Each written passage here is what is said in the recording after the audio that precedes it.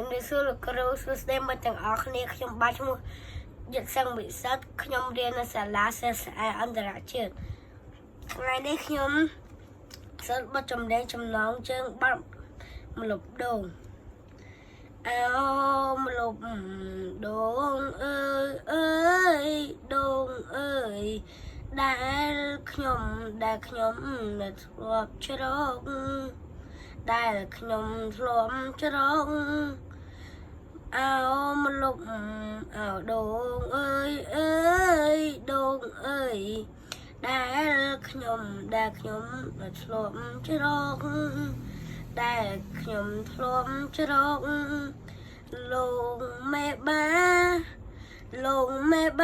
ហៅមក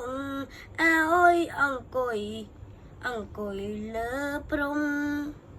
អង្គុយលើច្រឡំ